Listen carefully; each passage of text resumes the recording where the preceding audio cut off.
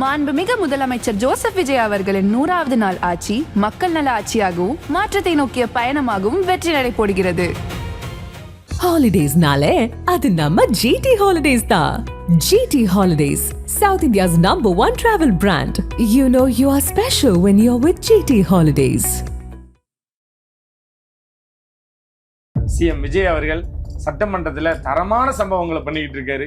எப்படி இருக்கு அவரோட ஸ்பீச்சா இருக்கட்டும்? சைலண்டான ஆளு, செயல்ல சிங்கம். எல்லாரும் பேசலன்னு சொல்லிட்டு தான் இருந்தாங்க. பேச ஆரம்பிச்சா ஒரு ஃபைலையும் எதிர்க்க நிற்க முடியாது.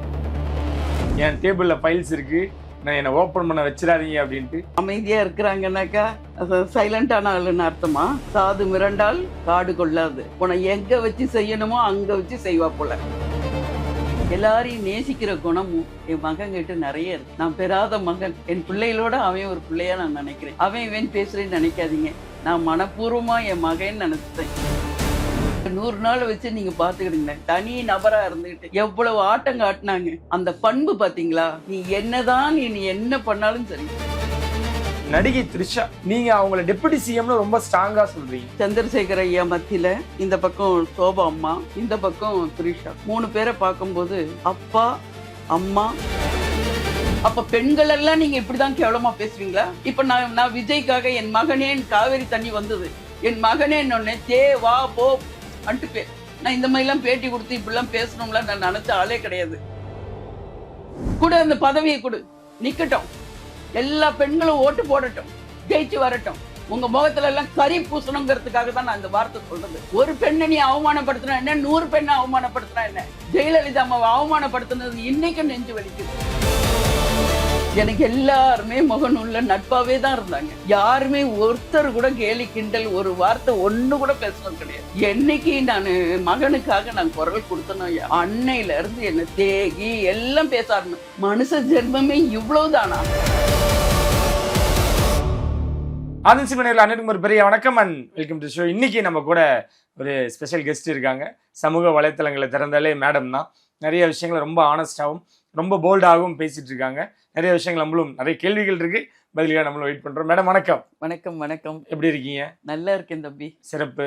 நடிப்பையும் தாண்டி இப்போ சமூக வலைத்தளங்களில் உங்களோட குரல் அதிகமாக பதிய ஆரம்பிச்சிருக்கு. குறிப்பா தமிழக வெற்றி கழகத்துக்கு உங்களோட ஆதரவானது மிகப்பெரிய ஒரு பலமா இருக்கு அப்படின்னு எடுத்துக்கலாம். எதனால இந்த ஒரு சப்போர்ட்டா இருக்கட்டும், இவ்வளவு பெரிய விஷயங்களா இருக்கட்டும், எந்த காரணம், எந்த விஷயத்துல உங்களுக்கு ரொம்ப பிடிச்சிருக்கு இந்த டிவிகேவோட? மற்ற கட்சிகளோட என் மகன் கட்சி ரொம்ப நேர்மையாகவும் அமைதியாகவும் சாந்த சுரூபமும் தெய்வ பக்தியாகவும் எல்லாரையும் நேசிக்கிற குணமும் என் மகன் கிட்ட நிறைய இருக்கு. நான் பெறாத மகன், எனக்கு ரொம்ப பிடிக்கும். என் பிள்ளைகளோட அவன் ஒரு பிள்ளையா நான் நினைக்கிறேன். அவன் இவன் பேசுறேன்னு நினைக்காதீங்க. நான் மனப்பூர்வமா என் மகன் நினைச்சிட்டேன். எனக்கு அப்படிதான் வரும். நான் இறைவன்கிட்ட டெய்லி எழுந்த உடனே இறைவன்கிட்ட என் மகன் நல்லா இருக்கணும், அவனுக்கு எதிரியே இருக்கக்கூடாது. யாரா இருந்தாலும் சரி, அவன் சொல் இப்படி கை நீட்டி அந்த சொல்றதுக்குள்ள அப்படியே நிற்கணும். இறைவா என் பிள்ளை, என்ன நாடு சுபிச்சமாயிரும். அதனால தான். சரி, இப்போ 100 நாள் கடந்திருக்காங்கம்மா அவங்களோட ஆட்சியில். நீங்கள் அதுக்கு தேர்தல் அப்பயே பார்த்துருப்பீங்க. ஒரு கூட்டணி கூட இல்லை, ஒருத்தர் கூட ஆதரவு இல்லை. எல்லாரும் எதிரே நின்று இந்த ஒரு தனி மனுஷனை போட்டு அவ்வளோ தூரம் ஒரு இன்னல்களும் ஒரு இடையூறுகளும் கொடுத்தாங்க. தனி மனுஷனா போராடி வெற்றி அடைஞ்சாரு. இதோட 100வது நாள். ஒரு 30 நாள் நினைக்காது, 60 நாள் நினைக்காதுன்னாங்க. 100 நாள் சக்சஸ்ஃபுல்லாக கடந்திருக்காரு. எப்படி இருக்கு இந்த ஒரு பயணம்? எப்பவுமே நேர்மையா அமைதியா நீதியா வாழ்றவங்களுக்கு எதிர்ப்பு நிறையவே வரும். எதிர்ப்பு இல்லாத மனிதனே இல்லை. எதிர்ப்பு வர வர வரதான் வீரம் அதிகமா வரும். இந்த 100 நாள் வச்சு நீங்க பாத்துக்கிடுங்களேன். தனி நபரா இருந்துகிட்டு எவ்வளவு ஆட்டம் காட்டினாங்க. ஒவ்வொரு எதிர்த்தரப்புல உள்ளவங்களும் ஒவ்வொரு ஆட்டம் காட்டினாங்க. அந்த பண்பு பாத்தீங்களா? நீ என்னதான் நீ என்ன பண்ணாலும் சரி, அந்த மரியாதை நிமித்தமா போய் மூத்த அரசியல்வாதிகள் அத்தனை பேத்துக்கும் போர்த்திட்டு பொன்னாடை போத்திட்டு அவங்க கிட்ட ஆசீர்வாதம் வாங்கிக்கிட்டு, அந்த பண்பு யாருக்கியா வரும்?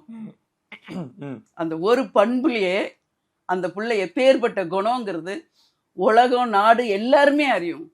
நான் இப்படி பேசுறேன்னு நினைக்க கூடாது, ஐஸ் வச்ச மாதிரி பேசுறேன். நான் நீதியா பேசுறவா. எந்த அரசியல்வாதியாவது இந்த பண்புக்குள்ளா இருக்காங்களா? எவ்வளவு மெச்சூர்டு. எல்லார் வீட்டுக்கும் போயிருக்காப்புல. பேசுனவன் பேசாதவன் எதிர்த்தவன் எதுக்காதவன் உண்டா இல்லையா ஐயா? ஆமா. அத்தனை வீட்டுக்கும் போய் யார் போவாயா?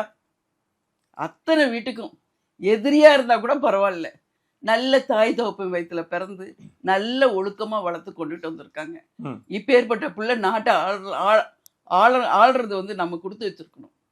இனி போக போக பாருங்க, இது என்ன 100 நாள் தானே, இனி 5 வருஷம் பாருங்க, ஜனங்க எல்லாம் கையெடுத்து கும்பிடும், சாமிங்கும். இது நடக்குதா இல்லையான்னு பாருங்க. ஆட்சிக்கு வந்ததும் 717 மதுக்கடையில மூடி இருக்காரு. அப்புறம் பெண்களுக்காக சிறப்பு அதிரடிப்படையும் ஒண்ணு, சிங்கப்பெண் அதிரடிப்படையும் உருவாக்கி இருக்காரு. இந்த மாதிரி எண்ணற்ற விஐபி தரிசனம் கோவில்கள் அதெல்லாம் கட்டுப்படுத்திருக்காங்க. நிறைய விஷயங்கள் இம்ப்ளிமெண்ட் பண்ணியிருக்காங்க. ஆனா இந்த 100 நாள்ல நீங்க சொன்னதை செஞ்சீங்களா அப்படின்னு சொல்லிட்டு இந்த 2500 சிலிண்டர் 6 இந்த மாதிரியான விஷயங்களை தொடர்ச்சியா விமர்சனங்களும் சர்ச்சைகளும் விவாதங்களும் அடிக்கிட்டே இருக்காங்களே இப்பயும். ஏதாவது குத்தம் சொல்லிட்டு தானே இருப்பாங்க. இது நரம்பில்ல, அது நாக்கியா? இப்படியும் பேசும் அப்படியும் பேசும். என்ன ஏன் அவங்க எதிர்த்தரப்பு ஆளுங்க எல்லாம் சரியா செஞ்சுட்டாங்களா? முகநூலை எடுத்து பாருங்க, எத்தனையோ பேருக்கு. ஏன் என் தெருவே எடுத்துக்கிட்டுங்களேன், நிறைய பேர் இந்த 1000 ரூபாய் ஸ்கீமா பெண்களுக்கு யார் கொடுத்துருக்கா? அதெல்லாம் ஒண்ணுமே யாருக்குமே வரலையே. அப்ப உங்களெல்லாம் எங்க கொண்டு போய் சொல்றது? நீதி நேர்மையோட பேசணும். எல்லாம் நடக்கும்யா, நாளுக்கு நாள் எல்லாமே நடக்கும். இங்கதான் நீதான் கடன்ல வச்சுட்டு போயிருக்க. யா நீ நிறைய நீனு சேமிச்சுட்டு கஜானால நீ வச்சுட்டு போயிருந்தனாக்கா வந்த உடனே பிள்ளை செய்யறதுக்கு சரியா இருக்கும். நீதான் இத்தனை கோடி கடன்ல வச்சுட்டு போயிருக்கிய. அப்ப எவன் கொடுத்தானோ அந்த பண்டு இந்த பண்டு எல்லாம் உன் கஜானால கொண்டு போய் நிப்பாட்டிக்கிட்ட. அப்புறம் இந்த புள்ளைய வெறும் சட்டியை மாத்திரம் கையில கொடுத்துட்டு நீ எல்லாத்துக்கும் அள்ளி கொடுனாக்கா எப்படி பண்ணும் அந்த பிள்ளை? நேர்மையா பேசணும். இப்ப நீங்களே இருக்கீங்க, ஒண்ணுமே இல்லாம உங்களை அம்போன்னு கொண்டுட்டு வந்து நிப்பாட்டிட்டு எல்லாத்துக்கும் செய்டானாக்கா எப்படி செய்வீங்க நீங்க? கொடுத்த எல்லாரும் எங்கெங்க வாங்கினாங்களோ லஞ்சம், ஊழல், பார்ட்டி ஃபண்டு, அது இதுன்னு எல்லாத்தையும் வாங்கி உன் வீட்டு கஜானால கொண்டு போய் வெளிநாட்டிலையும் கஜானாலையும் ஃபுல்லாக்கிக்கிட்டேன். அரசாங்க பணமும் மொட்டை அடிச்சு விட்டுட்டேன். அந்த பிள்ளையா இருக்க போய் இன்னைக்கு இவ்வளவு தூரம் நின்றுட்டு இருக்கு. அந்த பிள்ளை இடத்துல வேற யாருன்னா வந்திருந்தா அவ்வளவுதான். எல்லாரும் இப்ப அந்த பிள்ளைக்கு எல்லாரும் கொடுத்துட்டு இருக்காங்க. கொடுத்து அந்த பிள்ளைய ஒசத்திட்டு இருக்காங்க, அந்த பிள்ளை மனசுக்காக. நான் சொல்றது உங்களுக்கு புரியுதா புரியலையா? புரியுது. இப்போ உங்க மகன் சிஎம் விஜய் அவர்கள் சட்டமன்றத்துல தரமான சம்பவங்களை பண்ணிக்கிட்டு இருக்காரு. எப்படி இருக்கு அவரோட ஸ்பீச்சா இருக்கட்டும், குறிப்பா அந்த ஜனநாயகன்ல வந்து அந்த டைட்டில் கார்டா இருக்கட்டும், எப்படி இருந்தது அதை பார்க்கும் பொழுது? சைலண்டான ஆளு, செயல்ல சிங்கம். போக தெரியும் உங்களுக்கு. எல்லாரும் பேசலன்னு சொல்லிட்டு தான் இருந்தாங்க. பேச ஆரம்பிச்சா ஒரு பயலையும் எதிர்க்க நிற்க முடியாது. ஆனா பேசுறது பெருசு இல்லை, செஞ்சு காட்டணும்ல. இனிமேதான் இப்ப ஆரம்பம். 100 நாள் ஆயிடுச்சு இல்ல, இனி ஒவ்வொன்னா பாருங்க நடந்துகிட்டே வரும். பேசின அத்தனை பேருமா அப்படியே மண்டிட்டு உட்காரணும். நடக்கும் இது பாருங்க. ஓகே, ஏன்னா நேற்று கூட ஒரு விஷயம் பதிவு பண்ணியிருந்தாரு, என் டேபிளில் ஃபைல்ஸ் இருக்கு, நான் என்னை ஓப்பன் பண்ண வச்சிடாதீங்க அப்படின்ட்டு. அந்த அளவுக்கு அவர் பேசவும் தெரியும் அப்படின்றத இன்னும் இன்டைரக்டா சொல்றாரோ? ஏங்க மௌனமா அமைதியா இருக்கிறாங்கன்னாக்கா சைலண்டான ஆளுன்னு அர்த்தமா? சாது மிரண்டால் காடு கொள்ளாது. உன்னை எங்க வச்சு செய்யணுமோ அங்க வச்சு செய்வா போல. அன்னைக்கு தெரியும் அப்பாடா அன்னிட்டு எல்லாம் ஒர்க் அவுட் பண்ணிட்டே இருக்கு. புரியுதுங்களா? என்னைக்கு எப்ப செய்யணுமோ அப்ப பச்சு செய்வா போல. ஓகே, இதன் தொடர்ச்சியா நடிகை த்ரிஷா அவங்கள பத்தி நம்ம தனிப்பட்ட முறையில யாருமே அதை பத்தி பேசவும் முடியாது. ஆனா அவங்க ஒரு விழால, முதல்வர் அவர்கள் கலந்துக்கக்கூடிய விழால அவங்களோட பங்களிப்பு இருந்ததுன்னா உடனடியாக அவங்கள ரொம்ப தரைக்குறைவா விமர்சனம், ஏன் இவங்களுக்கு இந்த வேலை அப்படின்னு சொல்லிட்டு நிறைய எழுத ஆரம்பிச்சிருக்காங்க. எப்படி பாக்குறீங்க? உங்களோட காணொலியெல்லாம் பார்க்கும் பொழுது நீங்க அவங்கள டெபுட்டி சிஎம்னு ரொம்ப ஸ்ட்ராங்கா சொல்றீங்க, என்ன காரணம்? எனக்கு வந்து சந்திரசேகர் ஐயா மத்தியில இந்த பக்கம் சோபா அம்மா, இந்த பக்கம் த்ரிஷா, 3 பேரை பார்க்கும்போது அப்பா அம்மா மக என் கண்ணு அப்படிதான் பார்த்து, ஒரு பொண்ணாதான் மகளாதான் அவங்க பாக்குறாங்க. இல்லைன்னா பக்கத்துல உட்கார வைக்க முடியாதுங்க. விஜய்க்கு ஒரு தங்கச்சி இருந்தது, கூட பிறந்த தங்கச்சி இருந்தது, சகோதரி இருந்தது. அவங்க காலமாயிட்டாங்க. ஏன் அந்த மாதிரி நினைக்கக்கூடாதா? ஏன் நீங்கள் எல்லாம் தப்பாகவே பார்க்குறீங்க? ம் ஒரு நட்பு ரீதியாக பாருங்க. என் பார்வைக்கு அப்பா, பொண்ணு, மக, இந்த 3 பேருமா எனக்கு அப்படி தான் தோணுச்சு. எனக்கு வேற தோணலை. எனக்கு என்னுடைய பார்வைக்கு விஜய்க்கு ஒரு சகோதரி வந்து உட்கார்ந்துருந்தா எப்படி இருக்குமோ நான் அந்த மாதிரி தான் பார்த்தேன். ஏன் ஒரு நட்பாக இருக்கலாம், ஏன் இருக்கக்கூடாதுக்கு சொல்லுங்க பார்ப்போம். இப்போ நீங்கள் நானும் பேசிகிட்டு இருக்கோம்யா, என் பையன் எதிர்க்க தான் நான் உட்காந்துட்டு இப்படி பேசுவேன். இப்போ நீங்கள் உட்காந்துட்டு இருக்கீங்க, தம்பி ஐயாங்கிறேன், என் மகனை மாதிரி நினச்சி தானே பேசுகிறேன். ஆமாம். நீங்கள் யாரோ ஒரு வாலிப பையன், நான் நீங்கள் என்ன அம்மாவை தானே பார்க்குறீங்க, உண்டா இல்லையா? ஆமாம் ஆமாம். இப்படிதான் ஐயா நம்ம எப்படி டிக்ளேர் பண்ண சொல்றாங்க, என்ன பண்ண சொல்றாங்க, எதனால இந்த அழுத்தம், எதனால இந்த சர்ச்சை, என்ன எதிர்பார்க்கறாங்க அவங்க கிட்ட இருந்து?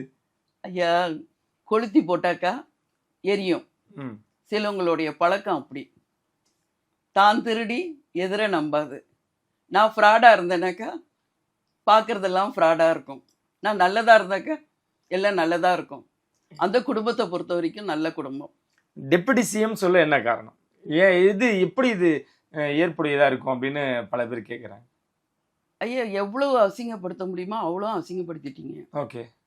அது ஒரு பெண்ணுன்னு கூட பார்க்காத அளவுக்கு. அது ஒரு சாதாரணமான பொண்ணும் கிடையாது. நல்ல காலேஜ் வரைக்கும் படித்தவ, வசதியுள்ள பிள்ளை, படங்களையும் நடித்து நல்ல பேர் வாங்கினவ. விஜய் எவ்வளோ தூரத்துக்கு நடித்து பேர் வாங்கினாங்களோ அந்த மாதிரி அந்த பிள்ளை இந்த வயசு வரைக்கும் நடித்து பேர் வாங்கின பிள்ளை. அந்த பிள்ளைய நீ எவ்வளோ தூரம் கேவலப்படுத்த முடியுமோ அவ்வளோ தூரம் ஒரு பெண்ணுன்னு கூட நினைக்காத அளவுக்கு கேவலப்படுத்திட்ட. நாளைக்கு அந்த பிள்ளை தலை நிமிர்ந்து நடக்கணுமா நடக்கக்கூடாதா? புரியுது. அப்போ பெண்கள் எல்லாம் நீங்கள் இப்படி தான் கேவலமாக பேசுவீங்களா? இப்போ நான் விஜய்க்காக என் மகனே காவேரி தண்ணி வந்தது, என் மகனே என்னொன்னே தே வா போ அன்ட்டு நான் இந்த மாதிரிலாம் பேட்டி கொடுத்து இப்படிலாம் பேசணும்லாம் நான் நினச்ச ஆளே கிடையாது. எனக்கு வந்த அந்த எழுத்துக்கெல்லாம் பார்த்த பிறகுதான், பட்டா இனி உங்களை விடுறதா இல்லைடா, வா. திரிசா என்ன பேசுனது என்னையும் சேர்த்து தான் நீங்கள் பேசிகிட்டு இருக்கீங்க, வா வந்து வா களத்தில் இறங்குவோம். உங்களால தான், உங்களை பெத்ததே ஒரு தாயிடா, எந்த உறுப்புல இருந்துடா நீங்கள் வெளில வந்தீங்க, அதை ஒரு நிமிஷம் சிந்திச்சு பார்த்தீங்கன்னாக்கா ஒரு பெண்ணை பேசுறதுக்கு உங்களுக்கு வாயே வராது. அன்னைக்கு என்னடானாக்கா ஜெயலலிதாமா, இன்னைக்கு என்னடா திரிசா, இப்போ நான் வந்து என் மகனேன்னு சொன்னோன்னே என்ன, எந்த பெண்களையுமே நீங்க விட மாட்டேன்றீங்களே, கொடு அந்த பதவியை கொடு, நிக்கட்டும், எல்லா பெண்களும் ஓட்டு போடட்டும், ஜெயிச்சு வரட்டும். உங்க முகத்துல எல்லாம் கறி பூசணுங்கிறதுக்காக தான் நான் இந்த வார்த்தை சொல்றது. நீங்க அவமானப்படுத்திட்டு இருக்கீங்க ஒரு பெண்களை. ஒரு பெண்ணை நீ அவமானப்படுத்தினா என்ன, 100 பெண்ணை அவமானப்படுத்தினா என்ன? ஜெயலலிதா அம்மாவை அவமானப்படுத்தினது இன்னைக்கும் நெஞ்சு வலிக்குது. மறக்க முடியுதா? நீங்களா இருந்து பிறந்தீங்களா பிறக்கலையான்னு எனக்கு தெரியாது. எங்களை மாதிரி வயசு உள்ளவங்களை அத்தனை பேரையும் கேளுங்க. எப்படி உனக்கு உன் தாயை புடவை நீங்க இழுப்பீங்களாடா? நீங்க இழுத்தவனுங்க தானடா. இதே மோடி அந்த அம்மாவை வச்சு பேசினவனுங்க தானடா நீங்க. மறக்க முடியுமா? இன்னைக்கு திரிசாவை வா, திரிசாவை ஜெயலலிதா மாதிரி வாங்குற. நான் திரிசாவுக்கு அந்த எண்ணம் இருக்கோ இல்லையோ எனக்கு தெரியாது. நீ அவமானப்பட்டுட்ட இல்ல, அவன் கேட்டுட்டான்ல, இனி விடாதேங்கிற. நான் உன் பின்னால கோடி பெண்கள் இருக்காங்க. உன்னை கேட்டா என்ன, மற்ற பெண்களை கேட்டா என்ன, எல்லாம் ஒண்ணுதான். நான் அதனாலதான் நான் சொல்றது, நீ நில்லுங்கிற. நான் இல்லை, இதன் விளைவா இப்போ நீங்கள் உங்களோட குரலை ரொம்ப ஸ்ட்ராங்காக பதிவு பண்ணுறீங்க. நீங்கள் இப்போ சமூக வலைத்தளங்களை வந்ததுக்கப்புறம் டிவிக்கு சார்ந்து நிறையா வீடியோஸ் போட்டுட்ருக்கீங்க. ஆனால் உங்களோட குடும்பத்தாரையும் உங்களையும் நான் சொன்ன மாதிரி நீங்களும் அதுக்கு பதில் சொல்லிட்டீங்க. இதன் இவ்வளோ இழிவாக பேசுவாங்க, இதை எதிர்பார்த்தீங்களா நீங்கள்? ஏன்னா பேசுவாங்கன்னு தெரியும் தம்பி, ஆனால் இவ்வளோ தூரம் பேசுவாங்க இல்லையா? நான் இதெல்லாம் எதிர்பார்க்கலையா. எனக்கு வந்து எல்லாருமே அம்மாங்கிற வார்த்தையை தவிர வேற வார்த்தை யாருமே பேசுனதே கிடையாது. என்ன நான் ஏன் இப்போ 17 எனக்கு முதல்ல இந்த முகநூல் இதெல்லாம் என் பையன் தான் முதல்ல ஆரம்பிச்சு கொடுத்தது. வேண்டாம் என்ன இல்லைம்மா. அப்புறம் என் கணவர் இறந்த உடனே அந்த முகநூல் ஒரு ஆதரவாக இருந்தது. ஏன்னா நான் தனிமையாக இருக்கும்போது இவன் ஷூட்டிங்க்கு பாம்பேக்கு போயிடுவான். நானும் தனியாக வீட்டில் இருக்கும்போது அந்த முகநூல் பார்க்கும்போது எல்லா சொந்த பந்தங்கள், நான் எல்லாரையும் நேசிப்பேன்யா, யாரையுமே வெறுக்க மாட்டேன். என் எதிரியா இருந்தா கூட சரி, அம்மான்ட்டு வந்து நின்னாக்கா நான் எல்லாத்தையும் மறந்துட்டு இந்த தண்ணி குடி நீட்டு கொடுக்குற ஆள் நான். எனக்கு எல்லாருமே முகநூல்ல நட்பாவே தான் இருந்தாங்க. ஒருத்தர் ஒரு வார்த்தை, நான் நிறைய கருத்துக்களாக சொல்லுவேன், அறிவுரை சொல்லுவேன். யாருமே ஒருத்தர் கூட கேலி கிண்டல் ஒரு வார்த்தை ஒன்று கூட பேசுனது கிடையாது. என்னைக்கு நான் என் மகனுக்காக நான் குரல் கொடுத்தனோ ஐயா, அன்னையிலேருந்து என்னை தேகி எல்லாம் பேச சி மனுஷ ஜென்மமே இவ்வளவுதானா? ஒரு நேர்மைன்னாக்கா அப்போ ஒன்றுமே இல்லையா? நேர்மையே ஒரு பையன் வந்திருக்கான், அந்த பையனுக்கு சப்போர்ட்டாக யாரும் நிற்க மாட்டீங்களா? என்ன இது உலகம்? முதல்ல எனக்கு கொஞ்சம் ஒரு மாதிரி மனசு கஷ்டமாக இருந்தது. ஏன்னா இந்த மாதிரி வார்த்தையெல்லாம் நான் என் குடும்பத்துலேயும் பேசுனது கிடையாது, நான் கேட்டதும் கிடையாது. ஒரு 2-3 நாள் பையன் ஹாஸ்பிட்டல் கூட கூட்டிகிட்டு போயிருந்தான். மனசு கஷ்டமாயிடுச்சு, எனக்கு ரொம்ப மனவேதனையாயிடுச்சு. என்னடா இந்த மாதிரி எல்லாம். அப்புறமா டாக்டர் சொன்னார், இதெல்லாம் இயற்கமா இது பேசுறதெல்லாம். அப்புறமா என் பையன் எனக்கு கொஞ்சம் ஆறுதல். என் பையன் உண்மையிலே நான் அவனை பெத்தேன்னு தெரியல, அவன் என்ன பெத்தான்னு தெரியல. எனக்கு அப்படி ஒரு ஆறுதல் பசங்களையுமே எழுத ஆரம்பிச்சிட்டாங்க. அது அததான் சொல்றேன்யா, எல்லாம் எழுதுவாங்க ஐயா. எதை எழுதாம விடுவானுங்க? எல்லாத்தையும் எழுதுவானுங்க. நீ எழுதிட்டா நாங்க அதுவாயிருமா? உன்னால என்னென்ன எழுத முடியுமோ அதெல்லாம் எழுது. அதெல்லாம் நாங்களா ஆயிர முடியுமா? கிடையாது. இல்லதான் என்ன உண்மை தன்மைன்னு தெரியாம எழுத ஆரம்பிச்சிருக்காங்க அப்படின்றப்போ இல்ல அதை பார்த்து பிரதர்ஸும் வருத்தப்பட்டிருக்காங்களா? அவன் சாதாரணமான ஆள் இல்ல. அவன் பாம்பேல போய் அவன் நிறைய படங்கள்லாம் பண்ணியிருக்கான். அவன் வேற மாதிரி, புரியுதுங்களா? அவன் கிட்ட எல்லாம் எதுவுமே செல்லாது. அதான் சொல்றேனே, நான் அவனை பெக்க போய் அவன் என்ன பெத்த மாதிரி அவ்வளவு தைரியத்தை தூக்கி உட்கார வைப்பான். ஓகே, டிவிகேல இருந்து இந்த இணைய கைக்கூலி அப்படின்னு ஒரு புதுசா இது வச்சிருக்காங்க பேரு.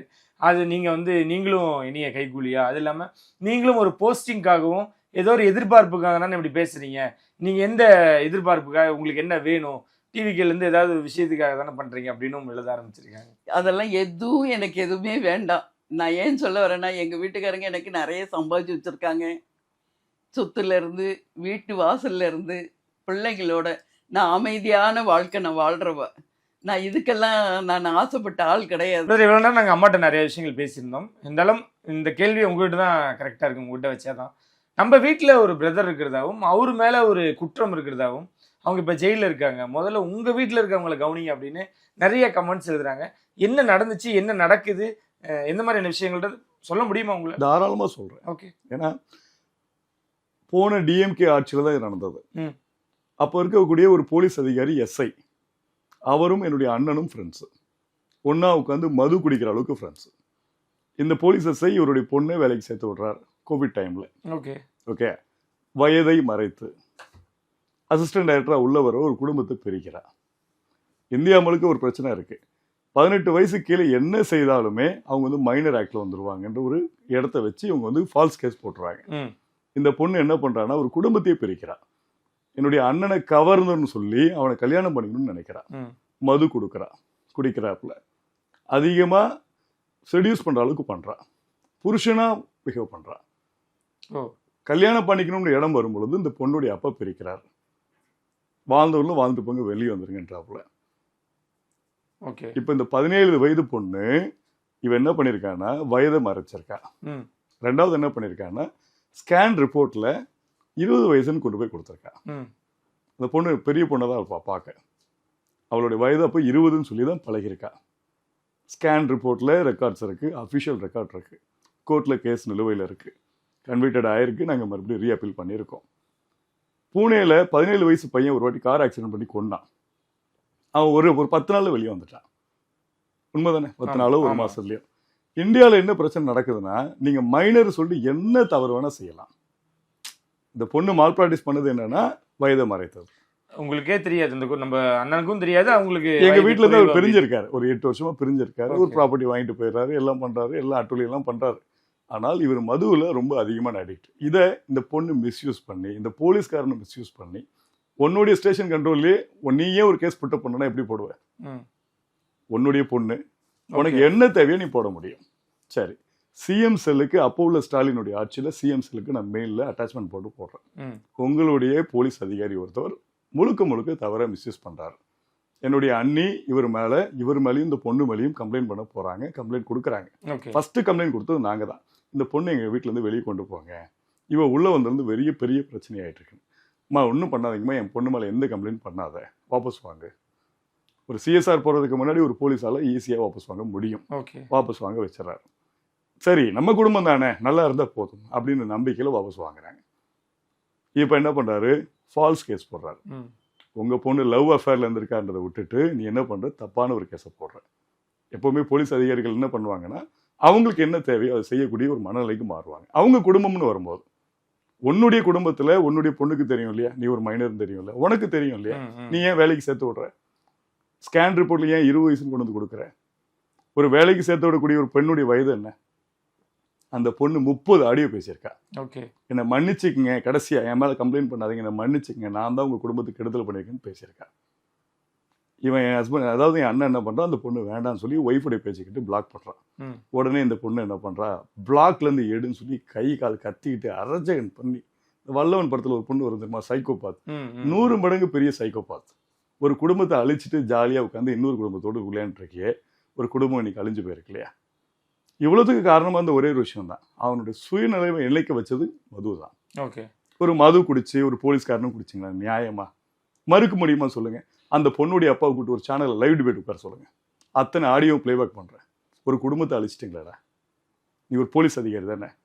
நான் டைரக்டா போன்ல பேசும்போது என்ன சொன்னார்னா, தம்பி இப்ப நான் கேஸை வாபஸ் வாங்கினேன்னா உங்க அண்ணன் 2 வருஷம் உள்ள இருக்காரு, என் மேல எல்லாம் ரிட்டர்ன் பேக் ஆயிடும். ஓகே. எனக்கு வந்து ஆப்போசிட் ஆயிடும்.